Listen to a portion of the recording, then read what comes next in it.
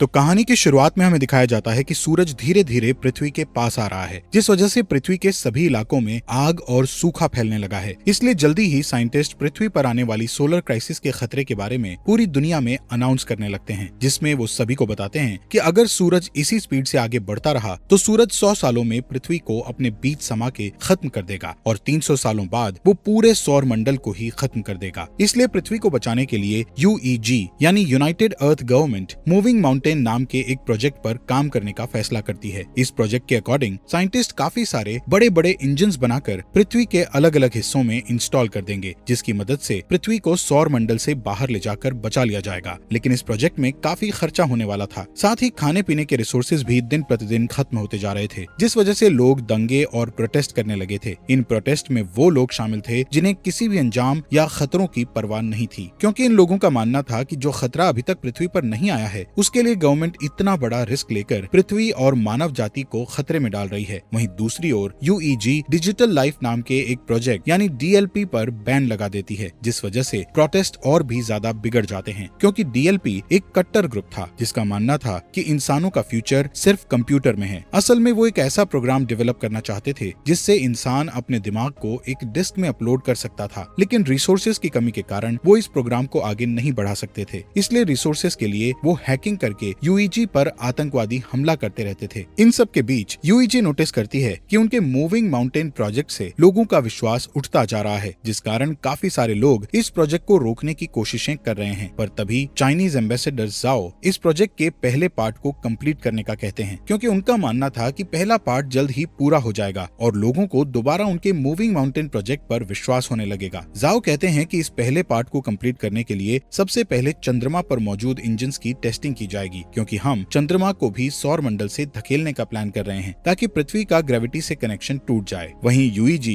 इस टास्क को कंप्लीट करने के लिए कई लोगों को एस्ट्रोनॉट्स के रूप में ट्रेन करने वाली थी, इसलिए वो कुछ सोल्जर्स को बेस पर इकट्ठा करती है, जहां हम लियू नाम के एक पायलट को देखते हैं। तभी लियू देखता है कि बेस प्रोटेस्टर्स से घिरा हुआ है और गार्ड्स उन्हें रोकने की कोशिश कर रहे हैं। उसी वक्त एक प्रोटेस्टर बेस के अंदर घुस आता है, पर हैन नाम की लड़की उस आदमी को मारकर नीचे गिरा देती है। ये देखकर लियू हैन से काफी इंप्रेस होता है और उसके साथ जिंदगी गुजारने के सपने देखने लगता है। इसके बाद सभी ट्रेनीज को एक एलिवेटर में बैठकर अंतरिक्ष में भेज दिया जाता है, क्योंकि उनका पहला टेस्ट अंतरिक्ष में होने वाला था। ये अभी तक का सबसे ऊंचा एलिवेटर था। इस एलिवेटर के ऊपर जाने की स्पीड इतनी तेज थी कि कुछ ट्रेनीज बेहोश हो जाते हैं, जिस कारण वो उस स्टेशन को भी नहीं देख पाते जो कि मूविंग माउंटेन प्रोजेक्ट के लिए बनाया जा रहा था। यहाँ सभी ट्रेनीज को फाइटिंग स्किल्स सिखाते हुए फायर आर्म्स का यूज करना सिखाया जाता है। इसके अलावा उन्हें बार बार एलिवेटर से ट्रेवल करवाया जाता है ताकि उन्हें फ्यूचर में एलिवेटर से ट्रेवल करने में किसी भी तरह की परेशानी का सामना ना करना पड़े। साथ ही सभी का मेडिकल टेस्ट करके उन्हें डेली एक्सरसाइज करवाई जाती है। इस ट्रेनिंग के दौरान लियू और हैन एक दूसरे को पसंद करने लगते हैं और उन्हें प्यार हो जाता है। फिर एक दिन लियू गार्ड को सिगरेट की घूस देता है और बेस के अंदर एक गुलदस्ता ले आता है, जिसे वो हैन को देते हुए उसे प्रपोज कर देता है। इसी सुबह एस्ट्रोनॉट्स का एक नया बैच वहाँ आता है और एलिवेटर में शामिल हो जाता है। तभी अचानक से बेस में मौजूद ड्रोन्स बाहर आने लगते हैं, जिससे इंजीनियर्स को पता चलता है कि उनका सिस्टम हैक हो गया है। इसी दौरान एलिवेटर अपने शेड्यूल से पहले ऊपर जाने लगते हैं। दूसरी ओर एलिवेटर में शामिल हुए नए एस्ट्रोनॉट्स अपने कपड़े बदलने लगते हैं। तब लियू और हैन नोटिस करते हैं कि नए एस्ट्रोनॉट्स ट्रेनीज के नाम की यूनिफॉर्म पहन रहे हैं, जिससे वो समझ जाते हैं कि वो लोग कोई एस्ट्रोनॉट्स नहीं बल्कि आतंकवादी हैं। यहाँ बेस में सभी ड्रोन्स अटैक करके आग लगाने लगते हैं, जिन्हें रोकने के लिए पायलट उन पर अटैक करते हैं, लेकिन ड्रोन्स पर निशाना नहीं बना सकते थे, क्योंकि साइंटिस्ट ने सिस्टम को इस तरह बनाया था कि वो अपने ड्रोन्स पर अटैक ना कर सके। वहीं ड्रोन्स हैक हो चुके थे, इसलिए वो सिस्टम पर अटैक कर रहे थे। इस तरह अटैक करते हुए ड्रोन्स एक एलिवेटर को नीचे गिरा देते हैं। दूसरी तरफ एलिवेटर में आतंकवादी सभी ट्रेनीज से उनकी ID चुराते हैं और सभी गेट्स को बंद करके ट्रेनीज की कुर्सियों को लॉक कर देते हैं। यहाँ जो भी उन लोगों को रोकने की कोशिश करता है उन्हें बुरी तरह पीटा जाता है। इस एलिवेटर के दूसरे रूम में लियू होता है, जो कि अपनी कुर्सी छोड़ देता है और अपने चश्मे का यूज करके गेट की लॉक स्क्रीन को धूप से जलाकर गेट ओपन कर लेता है। इस गेट की दूसरी साइड जाकर लियू देखता है कि उसका एक साथी बुरी तरह घायल है, क्योंकि आतंकवादियों ने उसे बुरी तरह पीटा था। इसलिए लियू उन आतंकवादियों के पीछे जाता है और उनसे लड़ने लगता है। इस फाइट में एक आतंकवादी ऊंचाई से गिरकर मर जाता है, जिसके बाद लियू एक फायर एक्सटिंग्विशर को लेकर दूसरे आदमी का पीछा करता है। इस बीच वो आतंकवादी चोरी की गई ID से एलिवेटर को स्टेशन तक पहुंचा देता है। ठीक उसी समय ड्रोन उन पर एक मिसाइल से अटैक करते हैं। इस दौरान बेस में साइंटिस्ट 550C नाम के इंटेलिजेंट क्वांटम क्वांटम कंप्यूटर की मदद से सिस्टम को हैकर से सेफ कर लेते हैं, जिसके तुरंत बाद ड्रोन्स जमीन पर गिरकर ब्लास्ट हो जाते हैं और फिर साइंटिस्ट द्वारा एलिवेटर को वापस नीचे खींच लिया जाता है। यहाँ ल्यू अभी भी उस आतंकवादी से लड़ रहा था। तभी हैन एक मैकेनिकल हाथ की मदद से विंडो को तोड़ती है और ल्यू के पास आकर उस आतंकवादी को मारने में उसकी मदद करती है। इसके बाद हैन गुस्से में ल्यू से दोबारा फ्लावर्स मांगती है, क्योंकि इस फाइट के दौरान उसके सभी फ्लावर्स टूट चुके थे। तभी अचानक से उसका स्टेशन बेस पर गिरने लगता है, क्योंकि उस आतंकवादी ने मरने से पहले डेटोनेटर दबा दिया था। ये स्टेशन बेस पर गिरकर क्रैश हो जाता है, जिससे बेस पर मौजूद बिल्डिंग्स ब्लास्ट हो जाती है और एलिवेटर भी अचानक से जमीन पर गिर जाता है, जिससे सभी ट्रेनीज भी इस एक्सीडेंट के शिकार बन जाते हैं। हालांकि ल्यू और हैन सही सलामत होते हैं। इसी दिन न्यूज पर बताया जाता है कि इस ब्लास्ट में लगभग 3000 लोगों की जान जा चुकी है और 5 से भी ज्यादा लोग घायल हुए हैं। यूईजी के बनाए स्टेशन के क्रैश होने के कारण कई लोगों की जानें गई थी, इसलिए लोग और भी प्रोटेस्ट करने लगते हैं। इस प्रोटेस्ट में आतंकवादी हमले और दंगे भी होते हैं। सभी प्रोटेस्टर गवर्नमेंट से डीएलपी को वापस लेने की मांग कर रहे थे। यहाँ जाओ अपनी असिस्टेंट से उस स्पीच को पढ़ने के लिए कहता है जिसे उसने यूईजी के प्रोजेक्ट में विश्वास रखने के लिए लिखा था। इसी दौरान जाओ अमेरिकन एम्बेसडर के साथ बातचीत करता है और उनसे प्रोजेक्ट पर काम करने के लिए एक और मौका मांगता है। कुछ हफ्ते बाद क्रायो स्लीपिंग पॉड्स में लोगों को रखकर चंद्रमा पर भेजा जाता है, ताकि वो चंद्रमा पर जाकर इंजन्स पर काम जारी रख सकें। इस बीच हैंग्यू नाम का कंप्यूटर इंजीनियर क्रायो स्लीप से उठता है, जो कि 550A नाम के एआई और उसकी बेटी याया की एक रिकॉर्डिंग को चेक करता है। दरअसल 550A की मदद से ही याया हैंग्यू से बात करती थी। यहाँ पता चलता है कि हैंग्यू पहले डीएलपी के लिए काम करता था, लेकिन 550C तक पहुँचने के लिए वो चंद्रमा पर काम करने आया है। असल में 500C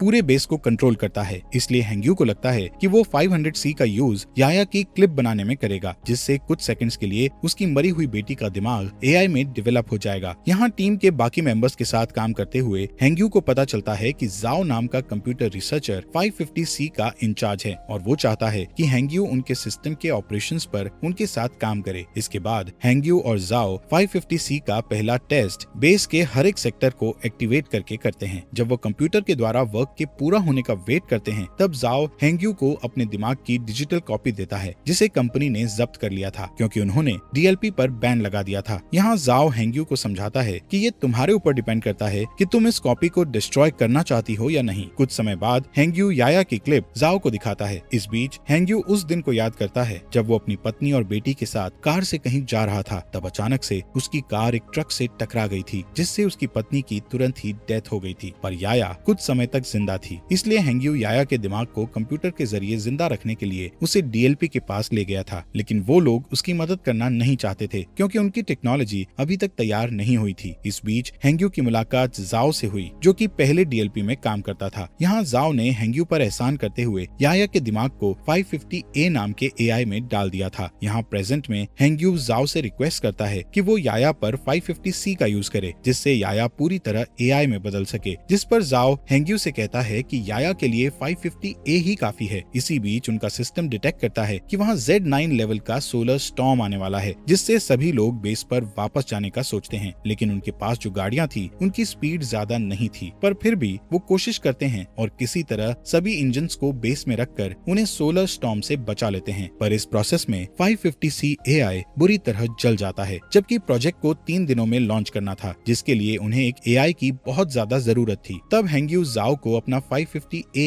एआई देने को कहता है, लेकिन इसके बदले वो फ्यूचर में 550 मॉडल्स डेवलप करने वाली टीम में खुद को शामिल करने का कहता है, जिस पर जाओ मान जाता है और हैंग्यू एआई से याया के दिमाग के डिस्क निकाल लेता है। 3 दिन के बाद टीम इंजन्स का टेस्ट करती है। तब चंद्रमा कुछ सेकंड्स के लिए अपनी जगह से थोड़ा सा शिफ्ट हो जाता है, जिसे देखकर टीम बहुत खुश हो जाती है, क्योंकि इससे साबित हो जाएगा कि 20 साल में वो पूरी तरह से चंद्रमा को पृथ्वी से दूर कर देंगे। इसके अलावा टीम की इस सफलता से पूरी दुनिया के लोगों को मूविंग माउंटेन प्रोजेक्ट पर विश्वास हो जाता है। कुछ महीने बाद वो पृथ्वी पर इंजन का टेस्ट करते हैं, जिससे सभी स्क्रीन ब्लैक हो जाती हैं और लोगों को लगता है कि उनका टेस्ट फेल हो गया है, लेकिन अचानक उन्हें फील होता है कि जमीन हिल रही है। वहीं दूसरी ओर बेस पर मौजूद एस्ट्रोनॉट्स को आसमान में एक लाइट जलती हुई दिखती है। इससे यूईजी के साइंटिस्ट प्रूव करते हैं कि पृथ्वी अपनी जगह से थोड़ी दूर पर शिफ्ट हुई है। ये जानकर पूरी दुनिया जश्न मनाने लगती है। इसी तरह कई साल बीत जाते हैं और यूईजी बहुत ही शक्तिशाली इंजन्स को बनाता है, जो कि पृथ्वी और चंद्रमा को धक्का देकर मूव करके सौर मंडल से दूर कर देगा। साथ ही इस प्रोजेक्ट का नाम अब द वेंडरिंग अर्थ रखा जाता है और 550C द्वारा कई बिल्डिंग्स को बनाया जाता है। जाता है, जिसके बाद यूईजी हर साल एक नया टेस्ट करती है जिससे उनकी थ्योरी सही साबित होती है। इस तरह लोग यूईजी के प्रोजेक्ट को पूरी तरह एक्सेप्ट कर लेते हैं, जिस कारण डीएलपी पूरी तरह से गायब हो जाता है। इसके अलावा लोगों में ये भी चर्चा होती है कि गवर्नमेंट ने जो अंडरग्राउंड सिटीज बनाई है उनके अंदर जाने के लिए लोगों को पास खरीदने होंगे। यहाँ पता चलता है कि हर साल पृथ्वी का रोटेशन धीमा हो रहा था, जिससे एक दिन में 24 घंटे की जगह 60 घंटे का सिस्टम हो गया है और ग्लोबल इंटरनेट भी अब बंद हो चुका था। साथ ही पृथ्वी पर अब बाढ़ और सोलर रेडिएशन जैसी समस्याएं लगी थी, जिससे कैंसर की बीमारी बढ़ने लगती है। इधर ल्यू और हैन शादी कर लेते हैं और उनका एक बेबी बॉय होता है। वो दोनों परेशान होते हैं क्योंकि उन्हें उनके बेटे के लिए अंडरग्राउंड सिटीज का पास नहीं मिला था। इसी बीच हैन को कैंसर हो जाता है, जिससे वो दोनों और भी परेशान हो जाते हैं। यहाँ हैंग्यू नए 500 डेवलपमेंट की हेल्प से याया के लिए एआई बनाता है, जिसे वो 550W का नाम देता है। यहाँ हमें बताया जाता है कि स्टेशन को गिरे हुए 14 साल बीत चुके हैं और अब ल्यू मेजर की पोस्ट पर आ चुका है। एक दिन ल्यू को अंतरिक्ष में भेजने के लिए उसका इंटरव्यू लिया जाता है। यहाँ 550W उसका इंटरव्यू लेता है और बताता है कि ल्यू के स्किल्स इम्प्रेसिव हैं। इसके अलावा 550W ल्यू की फैमिली में हो रही परेशानियों के बारे में भी बताता है और कहता है कि ल्यू को पृथ्वी पर रहकर अपनी फैमिली की देखभाल करनी चाहिए, जिस पर ल्यू कहता है कि मुझे अपनी फैमिली को पीछे छोड़ने का दुख है, लेकिन मुझे अपने बेटे को अंडरग्राउंड सिटी में भेजने के लिए बेस पर आकर काम करना पड़ेगा। यहाँ मिरर के दूसरी साइड प्रोजेक्ट के इंचार्ज साइंटिस्ट इस इंटरव्यू को सुन रहे थे, जिसमें हैंग्यू ल्यू की बातें सुनकर अपनी बेटी की याद करने लगता है। इसके बाद 550W बताता है कि हैन की जल्दी ही डेथ होने वाली है, जिस कारण ल्यू पूरी तरह से टूट जाएगा और स्ट्रेस टेस्ट में फेल हो जाएगा। इंटरव्यू के बाद ल्यू हैन के साथ टाइम स्पेंड करने के लिए हॉस्पिटल जाता है, जहाँ हैन कहती है मैं आखिरी बार अपने होम टाउन को देखना चाहती हूँ, पर मौसम की समस्याओं के कारण उसे होम टाउन में ले जाना बहुत मुश्किल था। इधर हैंग्यू ल्यू की बातों से इतना इमोशनल हो गया था कि वो चोरी से बेस में घुसकर याया के दिमाग को 550W से जोड़ देता है और उसे सिस्टम में देखने लगता है, जिससे वो इमोशनल होकर रोने लगता है। तभी जाओ गार्ड्स के साथ वहाँ आ जाता है और हैंग्यू को समझाने लगता है कि उसे याया की डेथ को एक्सेप्ट करना होगा, जिस पर हैंग्यू मना कर देता है और याया को पूरी तरह से 550W में अपलोड कर देता है, जिससे चंद्रमा के सिस्टम में तुरंत प्रॉब्लम आना शुरू हो जाती है और सभी इंजन्स फेल होने लगते हैं। इसके बाद गार्ड्स हैंग्यू को पकड़ लेते हैं और अपने साथ ले जाते हैं। इधर जाओ याया की डिस्क को निकालकर 550W एआई को बंद कर देता है। इस बीच ल्यू अपने पुराने दोस्तों के जरिए एक जेट उधार लेता है और हैन को उसके होम टाउन ले जाता है। कुछ ही समय में वो शंघाई सिटी में लैंड करते हैं, जो कि अब बर्फ से जमी हुई बंजर जमीन बन चुकी थी। दोनों सितारों को देखते हुए बातें करते हैं, जहाँ हैन ल्यू से कहती है कि मैं समय आने पर शान से मरना चाहती हूँ। यहाँ यूईजी के लोग हैंग्यू के द्वारा की गई सिस्टम प्रॉब्लम्स के बारे में बात करते हैं और नोटिस करते हैं कि ये उस हैकिंग की तरह ही है जो कुछ सालों पहले ड्रोन और एलिवेटर के साथ की गई थी। इसलिए सभी 550W के सिस्टम को हैक करके सही करने का सोचते हैं, लेकिन वो हर बार ब्लॉक हो जाते हैं। तभी अचानक चंद्रमा के इंजन ब्लास्ट हो जाते हैं, जिससे चंद्रमा पृथ्वी की ओर आने लगता है। दूसरी तरफ जाओ समुद्र के पास खड़ा होता है और सभी देशों के लीडर्स को एक इमरजेंसी अलर्ट सेंड करता है, क्योंकि सुनामी धीरे धीरे बढ़ रही थी जो जल्द ही जमीन से टकरा जाती है। इस इमरजेंसी के कारण ल्यू को भी वापस ड्यूटी पर बुलाया जाता है। वहीं लीडर्स पहले से ही अंडरग्राउंड सिटी को खोलना शुरू कर देते हैं ताकि वो सुनामी से लोगों की जान बचा सकें। यहाँ ल्यू के मिशन पर जाने से पहले ही हैन की डेथ हो जाती है, इसलिए उनके बेटे को हैन के पिता अंडरग्राउंड सिटी में मिल जाते हैं। इस बीच जाओ यूईजी से सपोर्ट मांगते हुए कहता है कि उन्हें पृथ्वी के सभी परमाणु हथियारों का यूज करके चंद्रमा पर अटैक करना होगा, ताकि वो चंद्रमा को पृथ्वी से टकराने से रोक सकें, जिस पर सभी देश अपने अपने हथियार सौंपने के लिए मान जाते हैं। इस बीच जाओ हैंग्यू से मिलने के लिए जेल में जाता है और उसे बताता है कि वो पृथ्वी के इंजन्स को जल्द से जल्द एक्टिव करना चाहते हैं, लेकिन इसके लिए उन्हें ग्लोबल इंटरनेट को फिर से एक्टिव करना पड़ेगा। साथ ही जाओ बताता है कि इंटरनेट का एक सर्वर पानी में डूब गया है, जिसकी केयर करने के लिए उन्हें हैंग्यू की जरूरत है, लेकिन हैंग्यू जाओ की बात नहीं मानता है। तब जाओ उसे याया के दिमाग की डिस्क दिखाकर उसे ब्लैकमेल करता है, जिससे हैंग्यू को उसकी बात माननी पड़ती है। इसके बाद हम देखते हैं कि परमाणु को ट्रांसपोर्ट करने के लिए ल्यू के साथ साथ कई पायलट को चुना जाता है। वहीं पृथ्वी पर मिसिंग इंटरनेट सर्विस की देखभाल के लिए 3 टीम्स को बीजिंग, टोक्यो